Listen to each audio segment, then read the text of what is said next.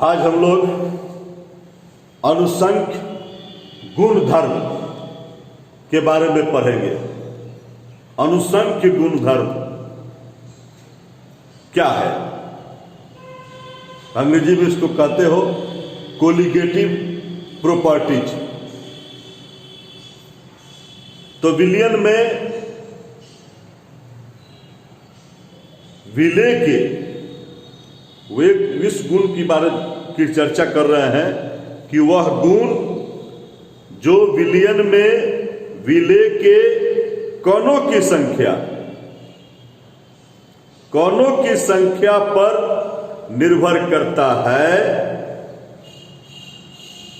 परंतु विले की प्रकृति उसकी स्वभाव पर निर्भर नहीं करता है, तो वैसे ही गुण को अनुसंख्य गुणधर्म कहते हैं। यही बात मैंने बताया कि जो विलियन में विले की कणों की संख्या पर निर्भर, विले की प्रकृति पर नहीं। तो हम लोग पिछली क्लास में पढ़े थे, तो जान गए हम लोग अनुसंख्य गुणधर्म।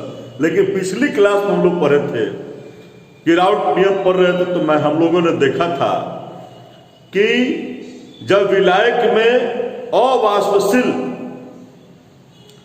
पदार्थ को डाला जाता है तो वाष्प दाब कम हो जाता है, और इसी आधार पर हम लोग आज अनुसंख्य गुणधर्म को देखेंगे कि कितने प्रकार का होता है। इसी को देखना है कि कितने प्रकार का अनुसंख्य गुणधर्म हमें पढ़ना है।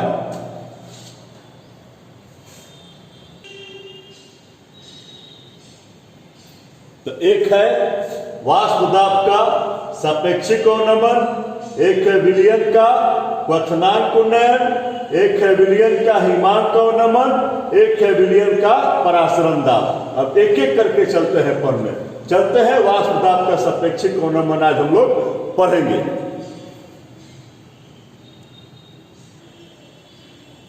तो वाष्प दाब का अपेक्षिक अवनमन कहो, वाष्प दाब का सापेक्षिक अवनमन कहिए, दोनों बातें सेम है।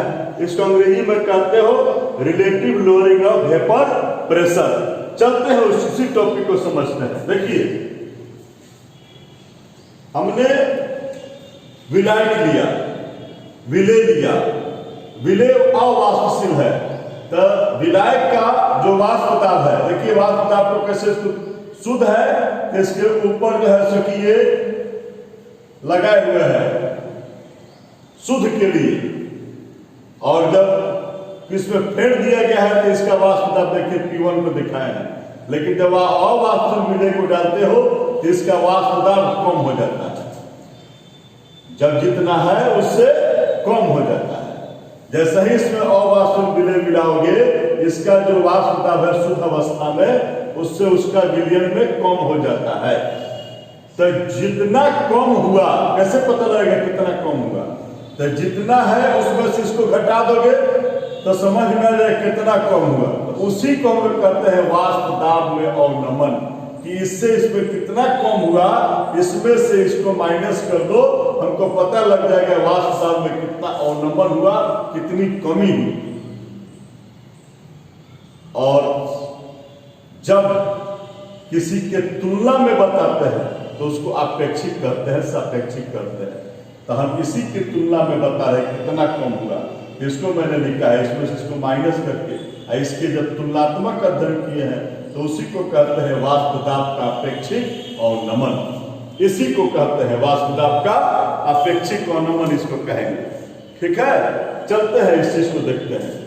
तो हम लोगों ने पढ़ा था राउट नियम में कि ये वाष्प दाब का अपेक्षिक अवनमन यह विले की मोल अंश के बराबर होता है। हम लोग निकाल चुके थे इस फॉर्मूला को जब राउट नियम पढ़ रहे थे। तो x2 यानी मोल अंश, इसके मोल अंश के बराबर होता है यह अपेक्षिक अवनमन। तो इसका मतलब मुझे मालूम है मोल अंश का n2/n1 प्लस n2। लेकिन जब विलियन को तनु कर देते हैं, यानी कि उसमें इसकी मात्रा बहुत कम लेते हैं, तो ऐसी हालत में हम इसको यहाँ पर पॉइंट इसको हम यहाँ पर नेग्लेक्ट कर रहे हैं, N2 by N1। और जब N2 by N1 हो जाएगा तो N2 का मान यानी कि नंबर ऑफ मोल्स यानी कि 2 के मोलों की संख्या, तो मोलों की संख्या बराबर भार बटा अनुभार इसका लिखे हैं और नीचे इसका भार बटा अनुभार लिखे हैं। हमारे पास फॉर्मूला मेरा तैयार है और इसी के साथ हम लोग अब सोचते हैं कि आप लोगों से 2-4 न्यूमेरिकल से मैं मुखातिब हो जाऊँ, 2-4 न्यूमेरिकल में दिखा दूँ तो आप लोगों का और कंसेप्ट क्लियर हो जाए।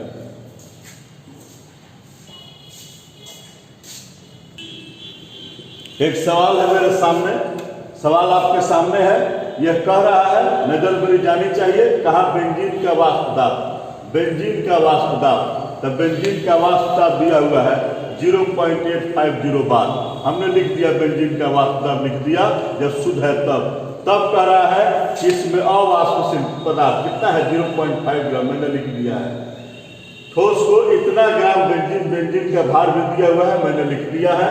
और इसका वाष्प दाब मुझे बताया है कि जब यह इसमें इस अवाष्पशील ठोस को मिला दिया जाता है तो बेंजीन का वाष्प दाब यानी विलयन का वाष्प दाब कितना हो जाता है। बस हम यही से हमको दिया हुआ है और मुझे फॉर्मूला मालूम है। हमको तो इसका मान मालूम है, P1 नॉट लिख दिया, P1 का मान दिया हुआ है लिख दिया, P1 नॉट का ही मान लिख दिया, मेरा काम हो गया। इधर हम लोग लिखे हैं फॉर्मूला, W2 मालूम है, M2 नहीं मालूम है, इसी को निकालना है। क्वेश्चन नहीं पूछ रहा है हमसे कि मोलर द्रव्यमान क्या है, और इसका मैं मान लिख रहा हूँ W1 का मान मालूम है 39 और इसका मैं मोलिकुलर मास निकाल कर यहाँ मैं लिख दिया हूँ। और इसी प्रकार से हमने इसको यहाँ से माइनस किया, इससे मैंने इसको भाग दिया और M2 को मैंने निकाल लिया 170 ग्राम पर मोल। हम लोग आसानी से इस चीज़ को समझ सकते हैं कि इससे इसको जब ढाले हैं तो वाष्प दाब इसका कम हो गया है और सापेक्षिक वाष्प निकाले हैं वो H2 के बराबर होता है और हमारे पास फॉर्मूला है, हम लोग आराम से निकाल सकते हैं।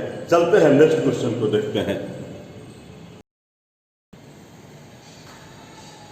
तो मेरा नेक्स्ट क्वेश्चन है कि 300 केल्विन पर जल का वाष्प दाब हम लोग देख रहे हैं दिया हुआ है, जल का वाष्प दाब दिया हुआ है, अवाष्पशील विलयन दिया हुआ है। कह रहा है कि 1 मोलर विलयन, इसी का अर्थ मुझे समझना है कि 1 मोलर विलयन का अर्थ क्या होता है। 1 मोलर विलयन का मतलब होता है कि 1 केजी विलायक में 1 मोल विलेय, 1 केजी विलायक में 1 मोल विलेय। बस यही टॉपिक मुझे मालूम है और मेरा काम हो जाएगा। 1 केजी का मतलब 1000 ग्राम न जी। तो इसका हम लोग इसके मोलों की संख्या निकाल सकते हैं। इसका भार बटा अनुभार, H2O का अनुभार 18 होता है, 18 होता है। हम लोग निकालिए इसके मोलों की संख्या। इसका मोल दिया ही हुआ है, तब फिर पूछना क्या है, फॉर्मूला तो है मेरे पास, इक्वल टू X2 होता है। X2 का मतलब N2 बटा N1 प्लस N2, बस रख देंगे। N2 का मान मालूम है, N1 दिया हुआ है, फिर N2 रख दिए, मुझे सब पता है, ठीक है। बस यही पर हम लोग क्रॉस मल्टीप्लाई करके हम लोग P1 का मान यानी कि कितना इसका मान आया, यही विलयन का वाष्प दाब हमसे पूछ रहा है, हम इसको पता लगा लिया आसानी से। बहुत आसान सा है, अगर कंसेप्ट क्लियर है तो आसानी से हम लोग इसको बना सकते हैं। फिर देखते हैं नेक्स्ट क्वेश्चन को।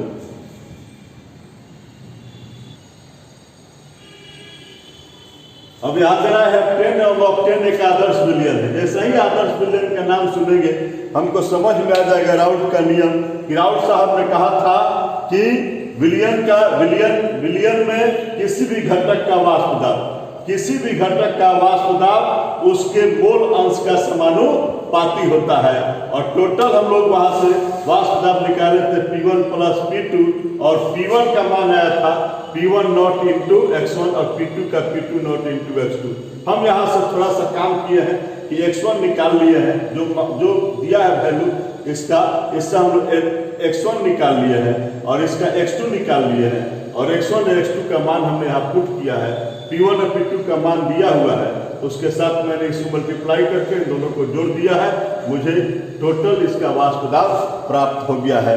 मुझे उम्मीद है कि आपको आज वाष्प दाब का सापेक्षिक और नमन और उससे रिलेटेड चीज आपको समझ में आई होगी। फिर मिलते हैं आपसे अगले दिन, तो हम लोग क्वथनांक उन्नयन पर चर्चा करेंगे। मिलते हैं नेक्स्ट एपिसोड में।